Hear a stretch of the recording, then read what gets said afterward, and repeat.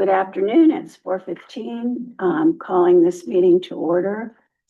And I'll take a call for the quorum. Ms. Richards? Here. Ms. Pocket-Ringel? Here. Dr. Curtis? Here. Mr. Feldbaum? Here. Ms. Barker? Here. Dr. Garcia? Here. And do we have someone in? No, they're all here. Okay. I know. I saw the screen and I thought, oh, maybe someone's there. All right, so next agenda item is the consent agenda. We have the library board minutes, excess withdrawn library materials, personnel changes, and bill list. Do I have a motion to approve the consent agenda? I would so like to propose that we approve the consent agenda. I'll second. Oh, I'm sorry. Moved by Ms. Ringel, seconded by Ms. Barker. All in favor, say aye. Aye. Opposed? Wow, no roll call today. That is wonderful. All right, director's report. Thank you. One of the most exciting things was our seed library this summer. Unity Gardens gave us 40,000 packets of seeds in addition to the 10 or 12,000 that we had. And we gave away more than 10,000 packets of our own seeds, and they did not count the Unity Gardens ones, but they went like hotcakes too. And so many good stories out of it, including this gentleman at Tut who brings in flowers that he grew from the seeds for the staff there. And he said, plants are a reflection of who we are. These plants reflect Virginia Tut Library and the light it shines to the community, which I thought was really sweet. And he also did like a little social media post thanking the library for the seeds.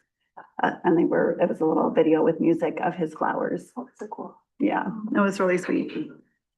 But so many tomatoes, cucumbers, lots of things grown. I think my own zinnias at home are from our seed library. So. Nice. And they're growing like crazy with all of this rain. I attended the county's municipal unit strategic task force meeting. MUST is the acronym on that one. So, but this is the committee that will make recommendations regarding local income tax to the DLGF. It turned out to be primarily an informative meeting, informational meeting with a little side conversation about the potential for townships to merge. And I made a comment there that anytime there's a township merger, it does impact libraries, since library districts are created along township lines. So I wanted to make sure we're talking about libraries when we talk about township consolidation. Good thing. For example, Granger is a township. Pardon? Granger is a township. Granger is not a township. It's Clay Township and Harris Penn. Harris Penn, yeah. So it's not a township. We're A non-incorporated city. done. It's an unincorporated, Incorporated something. it's just an unincorporated area. It's a post office code. That's true. Okay.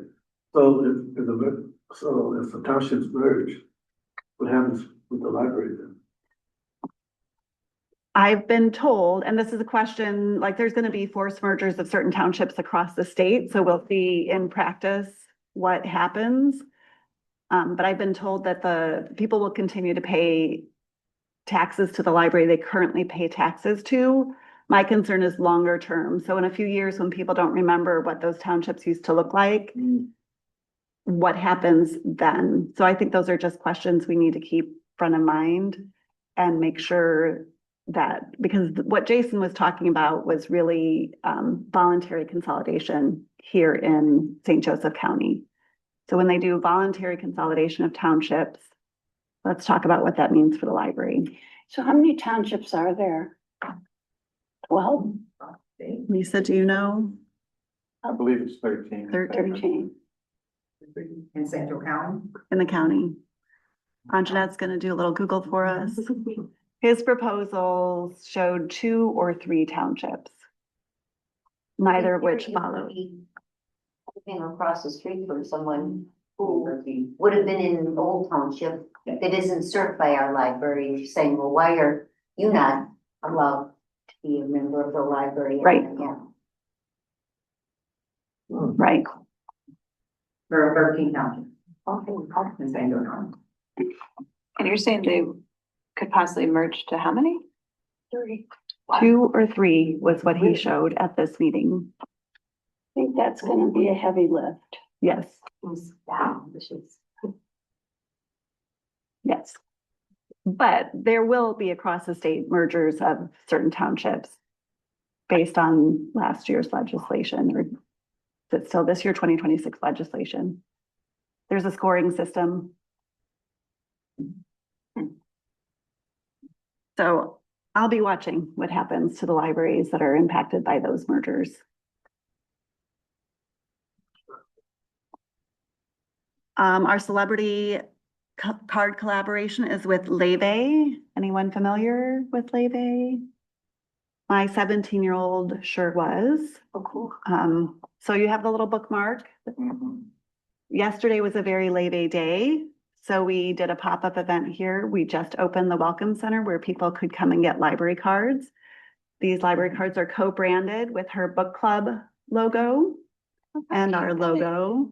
If you want to pass it down. So we were open just in the Welcome Center from 1 to 3 yesterday. And we had Daniel and I were there with 2 staff members who killed it. They made 18 new library cards, including 2 plaque cards. They were people from Elkhart who came out for this event and replaced 95 library cards for this special library card, including some very old ones. And you have to give up your barcode number when you get a new library card. So we had a line out the door for almost the entire 2 hours that we were open and down the street. So that was fun, but they're available at all of our locations starting today. If you want to get a Leve branded card instead of, and it's co-branded, it's got our logo on there too. You can get that. And the people who were here were very excited. They were fans who were willing to stand in line Well, how about for that? that kind of. So if you haven't listened to her music, I do recommend. It's pretty mellow.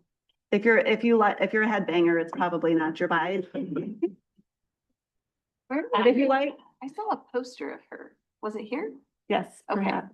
And she's on the new Read poster from the American Library Association too. I know the only reason I remember is I remember looking at her name and being like, how do you say that? I Yes, don't remember where. it she's was. Icelandic, Okay. so it's Leve. Leve. They. Very cute. I like it. Leve. So we had some excited fans here yesterday. Anjanette will talk about the budget. Summer reading concluded on August 7th.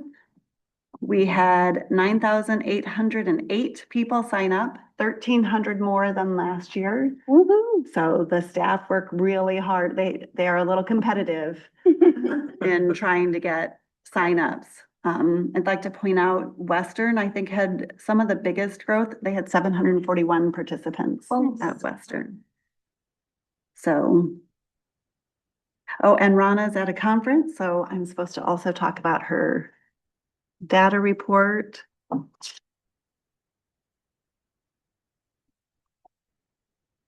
You'll continue to see our computer usage go down, and I think that's just people bringing their own devices in. Door count and print circulation are both up just a hair. They're kind of holding steady.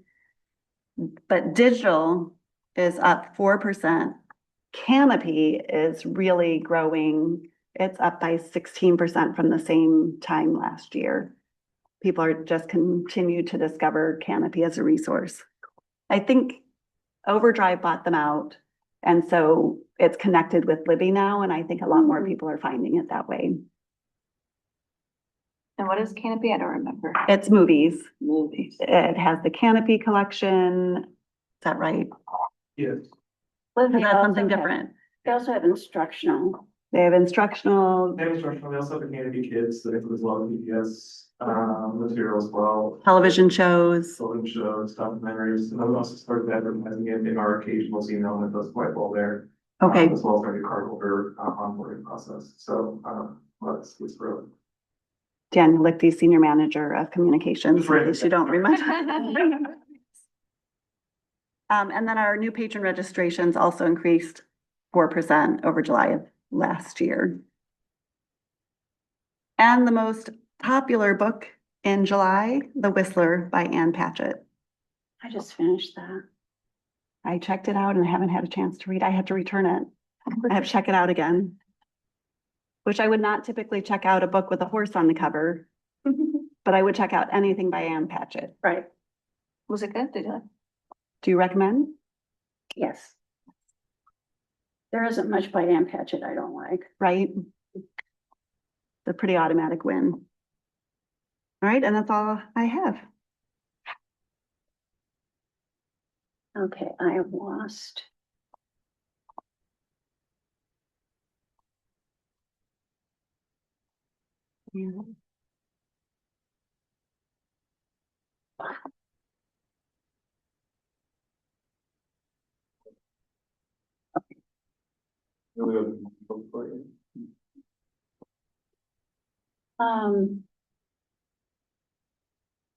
Motion for the director's report. I was just looking at if there was any more there. Okay, could I have a motion to accept the director's report?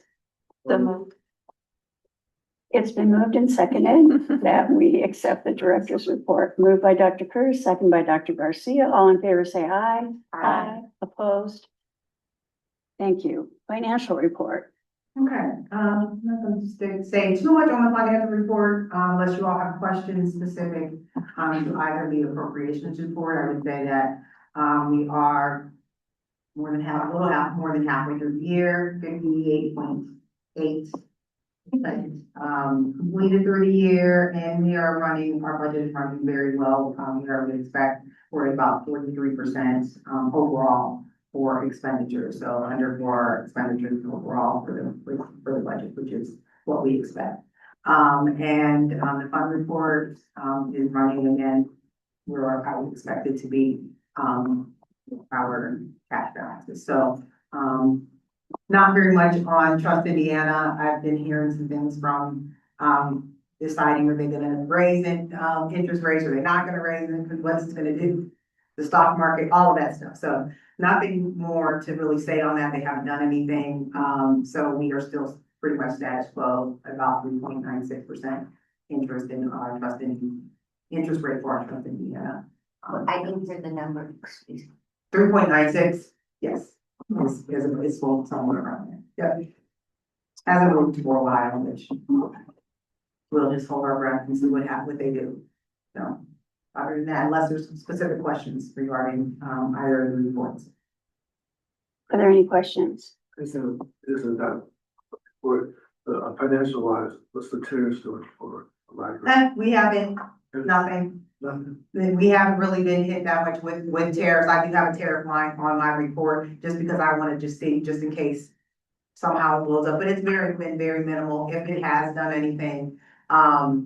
We've had situations where I know we were doing Western and maybe a little bit in LaSalle, where we would hear they're going to increase the prices on this day, and we would just try and capture ordering before that day, to make sure we got our orders in before those 5%, 10%. So I think that's how they're kind of putting the tariffs in there. They're not necessarily putting a line on there and say, this is the tariff upgrade. It's just getting upgraded to the price. And so that's what we've seen, Lisa might be able to remember that as long as I'm here, but we've had a couple that we had to wait, literally like, I need to get this PO in today so that we can order today, so that it's ready to go. So we wouldn't hit that 5 to 10% increase. I just came from the history board meeting, and they noticed that their utility bills had gone down last year. Our utility bills have not been, and I don't know if it's a residential thing. I don't know if it's because we got the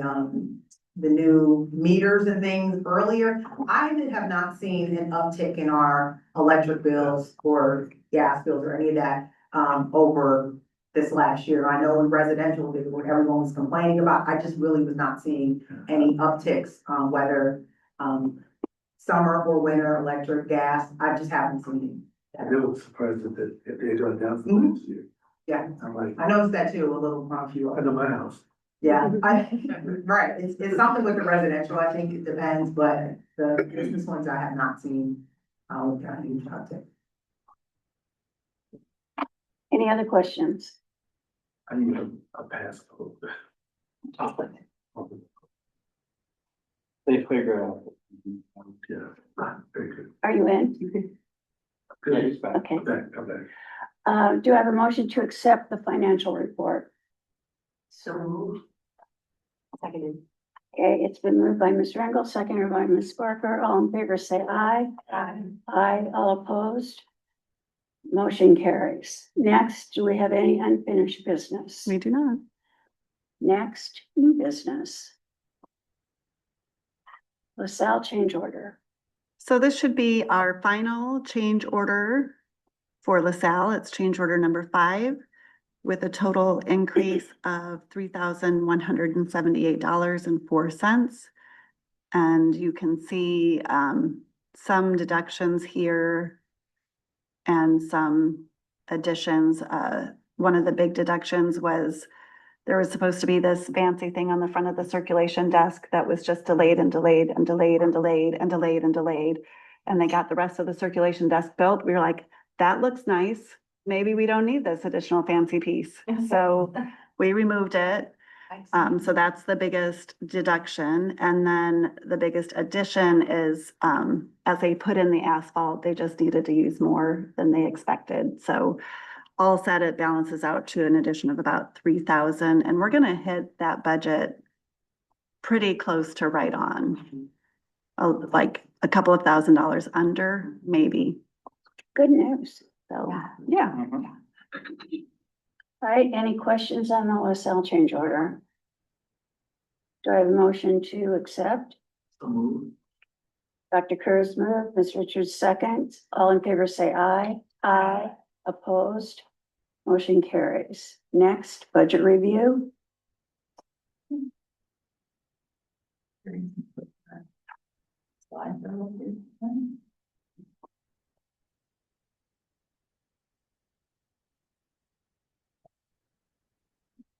I'm not gonna specifically go over, what's in the packet, I'm gonna go through the slideshow, and if there's questions specific to the packet, we can, talk about that.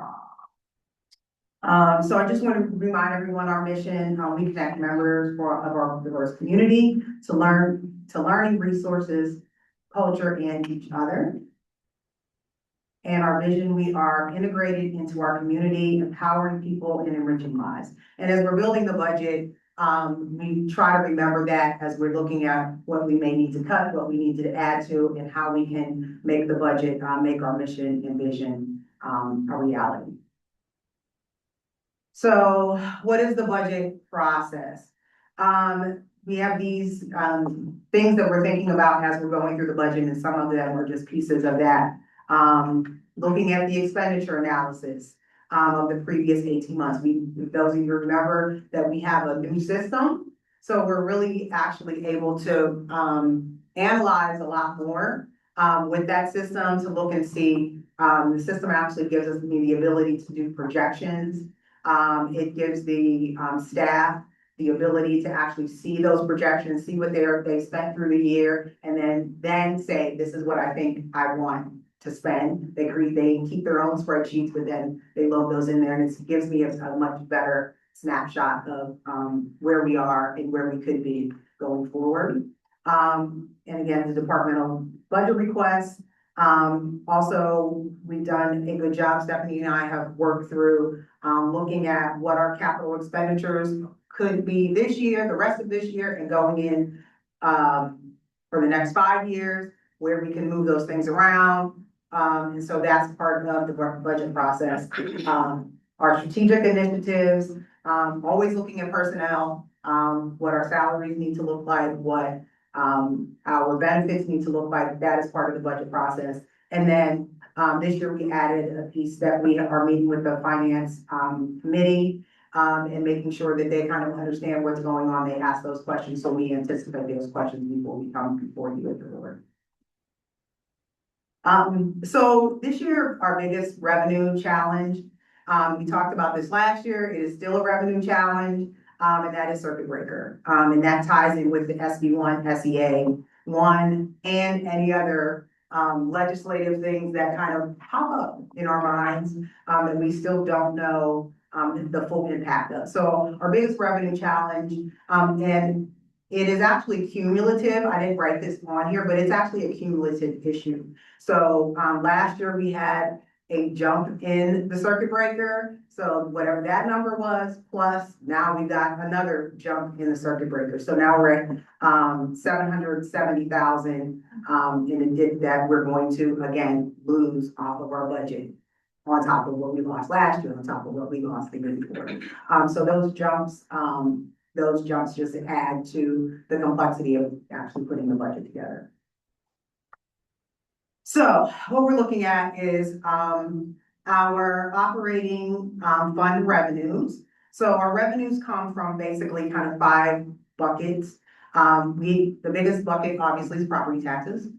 And then we have other intergovernmental taxes and funds, which is vehicle excise tax and local income tax, and I'm missing one.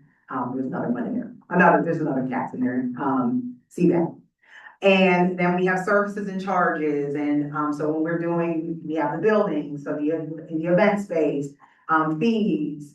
If we charge for fees and then anything other, sometimes we get a refund here, or we get some other things, but those are the kind of the 5 buckets that we get for the operating funds.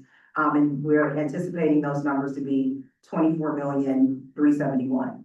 As you can see, the property taxes are our biggest bucket of where our money comes from. And so that's always the number that we are mostly concentrated on, and that number does get reduced by the circuit breaker, because this revenue number is at before the circuit breaker. Okay. Is there any questions so far? If not, I'll move on.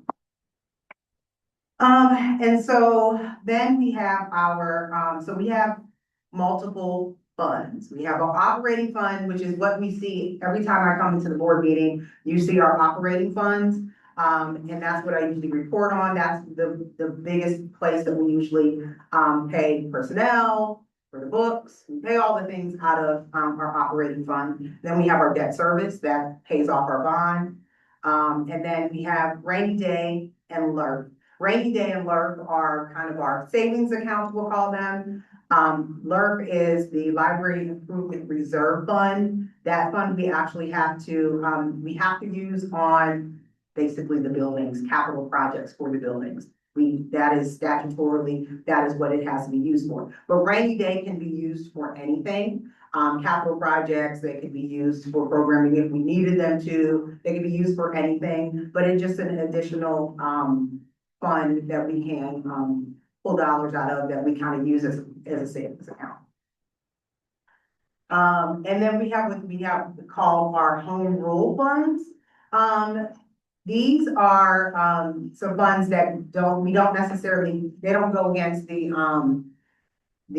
tax caps that we have.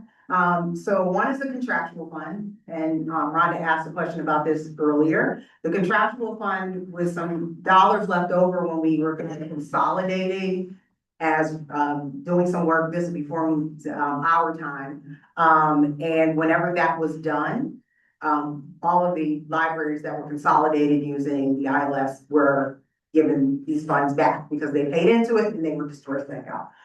We decided that is actually, that contractual fund is actually going to be used for Western.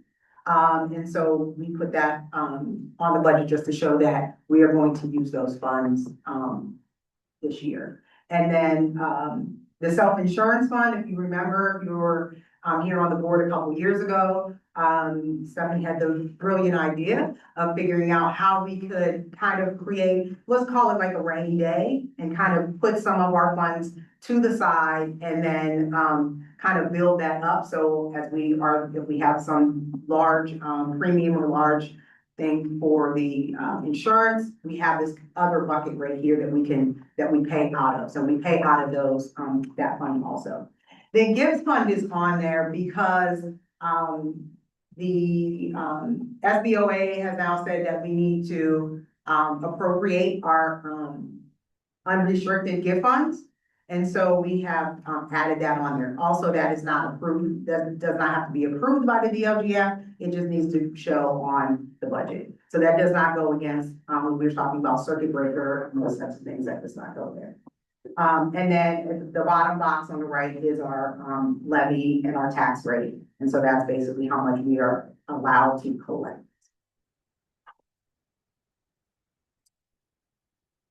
Okay, so we showed this chart last year, and basically this shows, how much we have actually collected in, property taxes over from 2019 until anticipated 2027. As you can see, starting in 2019, it was kind of, it's kind of growing a little bit. And there was circuit breaker in there also, it was there. But it went up, went down a little bit, and now it's kind of leveling itself off and actually dropping again. And that's our fear, that it's going to continue to drop. And where is that going to go with our tax revenue? And how do we continue with inflation continuing to grow, but then what we actually collect goes down. And then this is our operating budget. So these are the expenditures. And you can see that, I'm not gonna go over the detail of the numbers, but what I do wanna say is that even in this budget that we have, we are still in alignment with where we need to go percentage wise. Our salaries and wages are within 64%.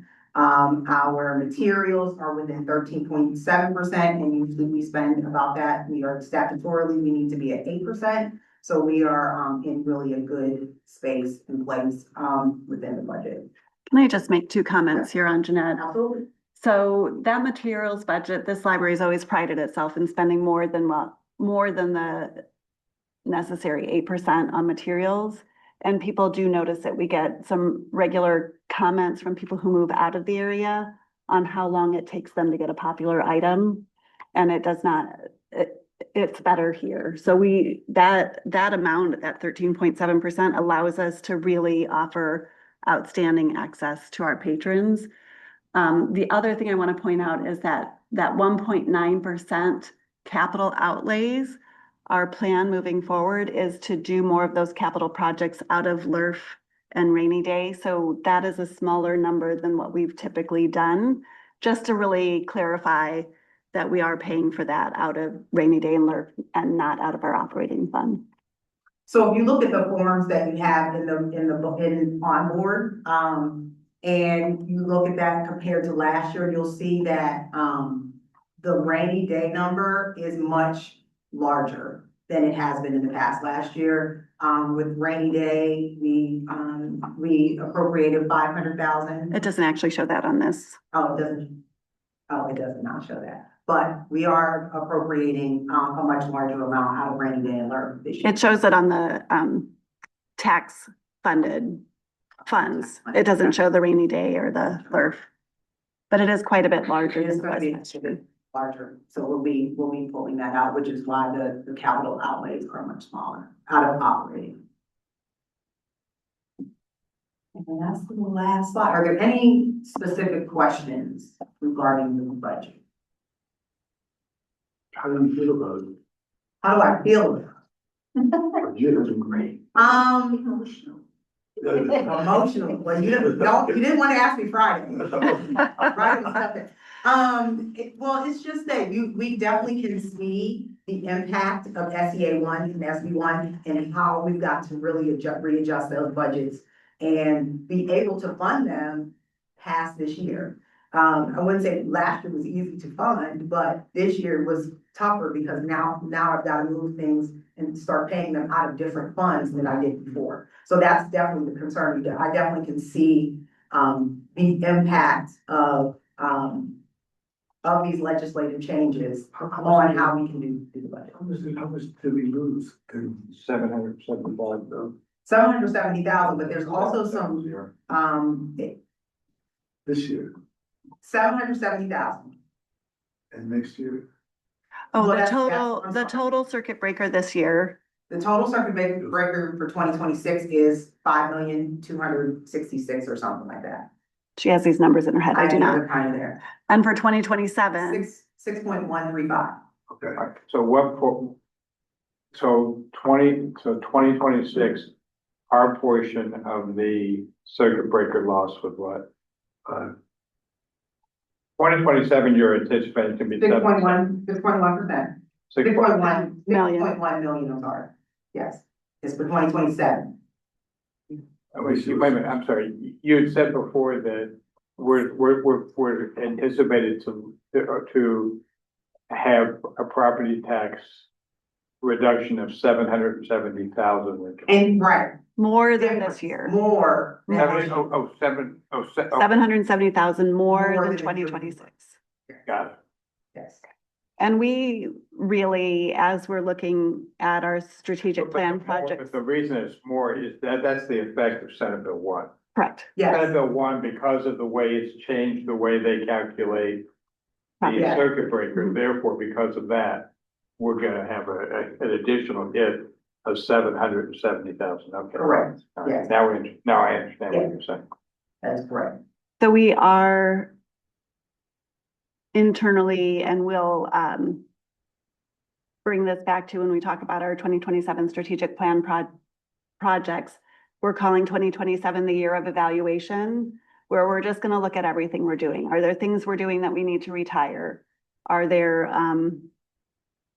things we're not doing that we should be doing? Like, let's really look at our biggest, I've asked staff to really look at 3 to 5 of their primary services that they offer in their department. How much staff time does that take? How much additional, what does it cost us? And we'll look at all of that and we'll start evaluating everything just to see if there's some places we can gain some efficiencies as we start looking at, it's almost a steady revenue that's being anticipated over the next few years. But expenses, everything's gonna get more expensive Right. along the way. So how do we manage that? And we have time next year before we see the biggest impacts. And all dependent on what the MUST committee does with lit. But we're really gonna look at a lot of things next year and just really take the year to evaluate what we're doing and make sure we can be sustainable in our budgeting going forward. so Stephanie, if you look at the state libraries, how do we stack up? We're in a really strong financial position to start with. We have a decent amount of savings that we can continue with our projects. Now, River Park, was that slated for this year? It was, and I think. And we put a pause on that until we could really see what the impact was, because we don't want to do something that we're not sure we can fund, or are we funding it in an appropriate way? So we'll make a decision on what's going to happen with River Park in the next month or two here. But some libraries have very small budgets. They have, if you're a small town standalone library, I have real concerns that they're not going to survive this. There are libraries that already, I think Wanata's director is retiring, and they posted that position for $35,000 a year, no benefits. So it's a small town library, right? But how do they manage even a study fund, right? So I think it's going to be a real challenge for the small and rural libraries. It's going to be a challenge for us as well, but we do have some cash reserves, and we have a larger, we have a lot of growth going on in our community. And I think that's another thing that will be a challenge for libraries where they're already maxed out in their growth. We have a lot happening in South Bend that will sort of balance out when you take an empty lot and you build on it like she's doing down here, or you've got momentum happening, you've got the Beacon Lifestyle District. All of that as it comes online will increase the value of those properties, which will hopefully offset some of our losses. But it's hard to project what all of that looks like. You just kind of do the best you can. But in communities that are shrinking, it's going to add to their difficulties, or that are maxed out. Bruce Lake Library too, it's just a small library. Mhm.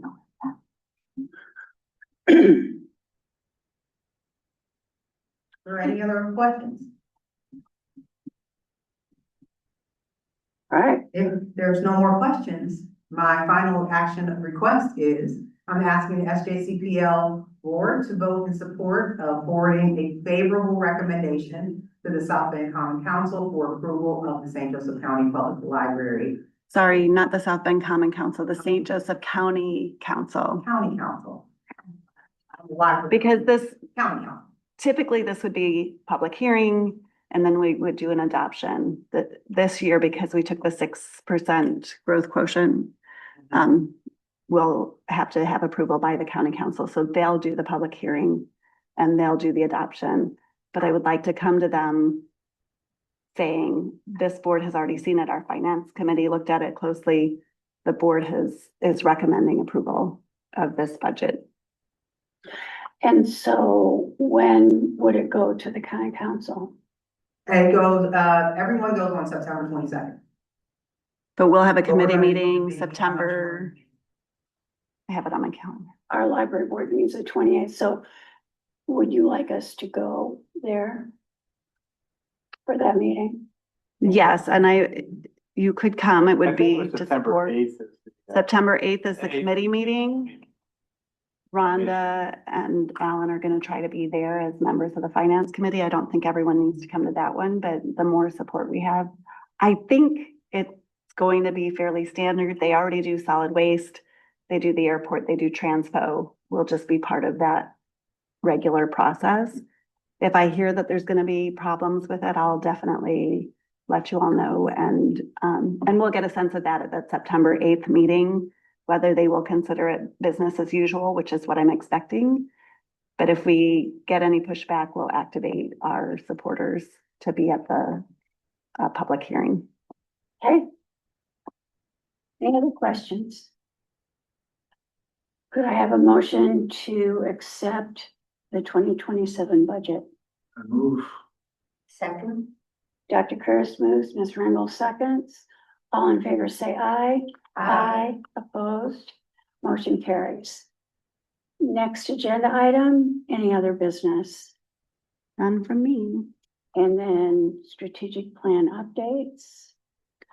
So you can see Ross Haney's name is on here. He works for HR, but he is out sick today. So Daniel is on the fly.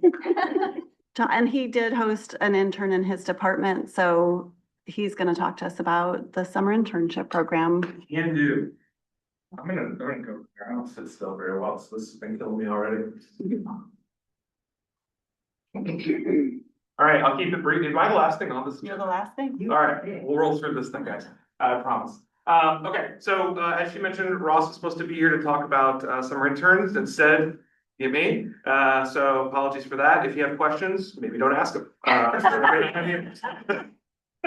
I'm kidding. I'll do my best. All right. So this year we had 10 total interns, a mix of college and then also teen or high school interns.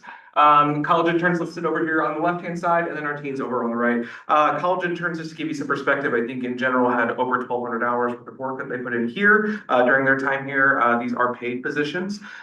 These college internships also are through the Work and Learn Indiana program, in which we are reimbursed, I think, up to 50% of their salary, which is pretty fantastic. They do have to meet some requirements, meaning like they have to go to a state school, certain GPA things, stuff like that. That's the extent of my knowledge on that. If they do that, then they can apply for some of these internships, which we have placed out there. Everything from, we had a facilities intern this year, all the way up to, in my department, we also had a marketing intern, and things like that. So, yeah. Some photos. They are young and lively. They're great. They were awesome to have. They made us all feel much younger and also very confused by their language, because we don't really know what they're saying at the time. But they did a fantastic job. These three in particular, these three were all return interns, meaning they had been with us for 1 year, year prior, and we ended up bringing them back for a second year for them to intern with us because they were so fantastic. And then I'm going to talk a little bit about the most information I have is on what Kira was doing for us, as well as the intern in my team, communications and marketing, which was McKenna. So we'll go on to that. All right, so they got to participate in everything that you could possibly imagine. Kira actually helped to create a program where it was a little pizza fun, where her and children and their parents got to actually come in and make pizza. She got to use the Charlie card, which we have. And they put on a program. They learned about the history of pizza, the different types of pizza, how to make the dough, and then they were all able to make their own at this program and also get to try it. So. In addition to that, she is a lover of music. She also attended high school and was in band.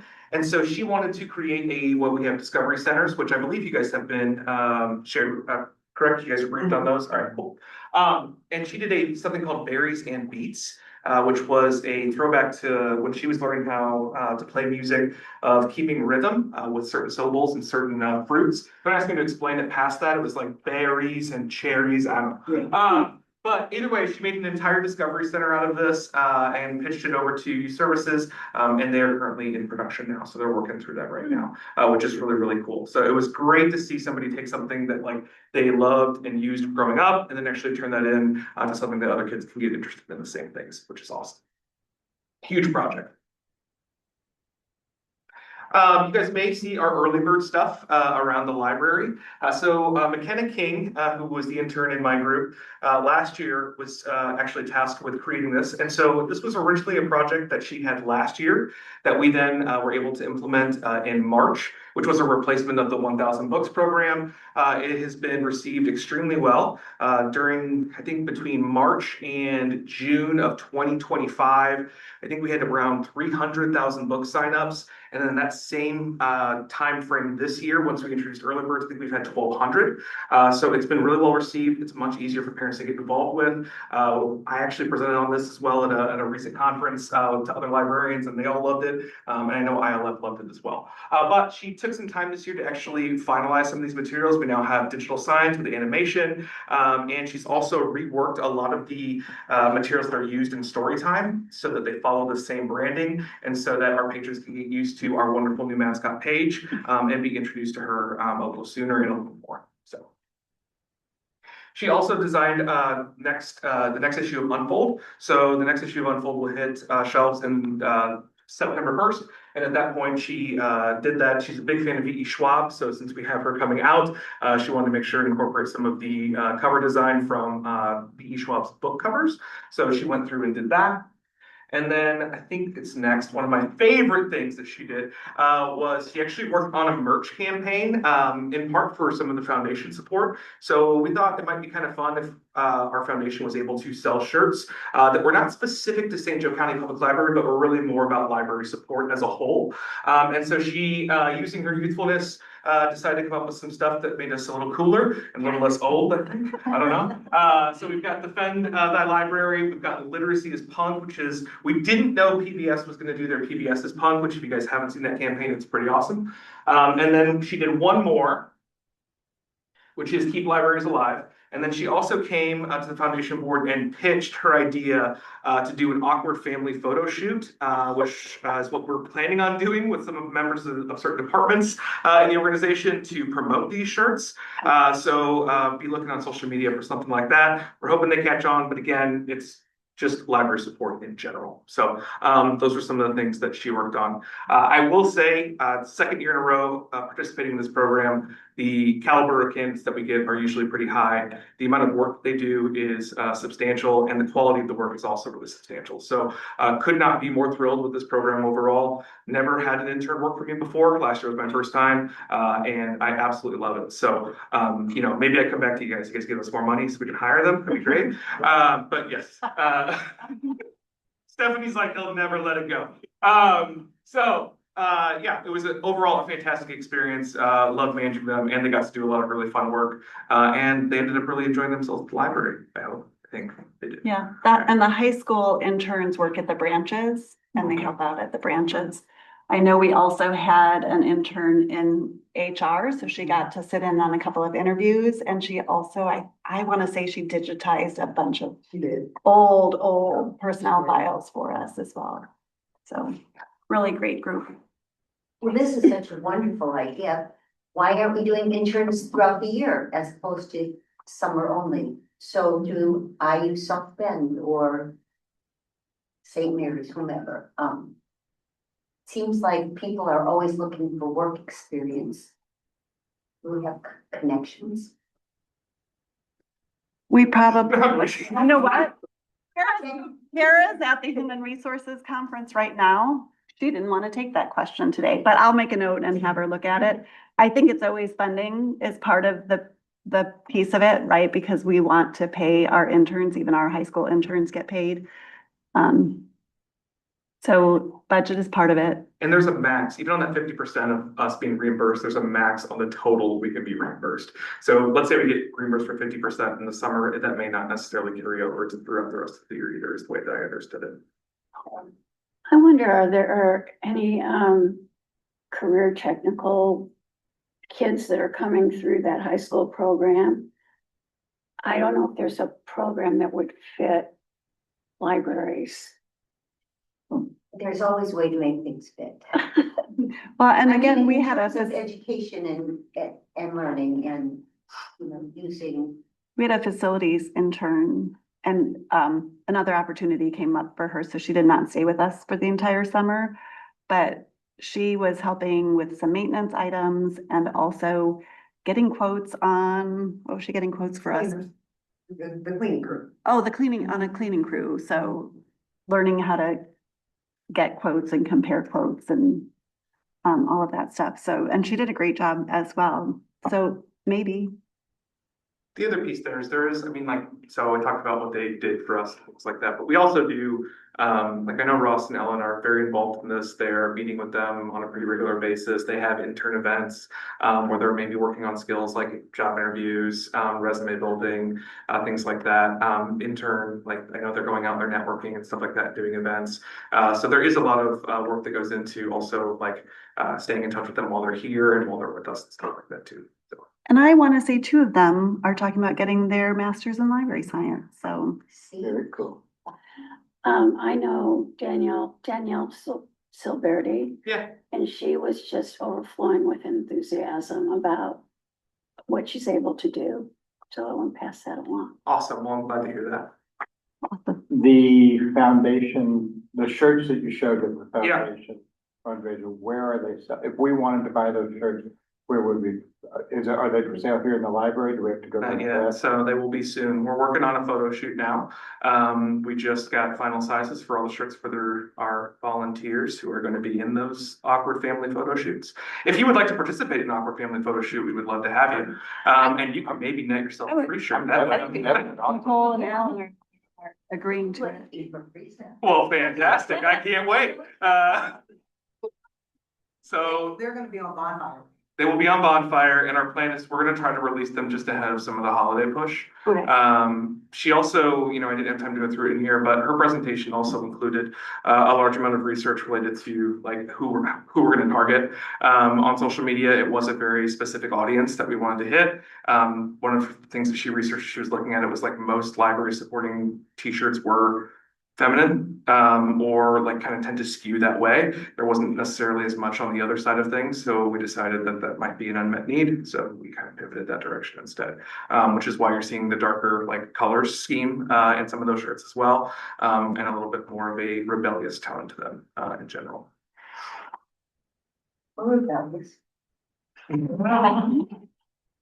All libraries are. And the reason for not having our branding on it is so that they can sell them Right, all right. and make hopefully a lot more money, right, Yes, Richard? that is. If you can target social media with a larger audience versus just your county, you're much more likely to be able to hone in on. I already know I'm gonna buy a couple. Yes. All right, That's great. good. Thank you, Dan. Okay, thanks.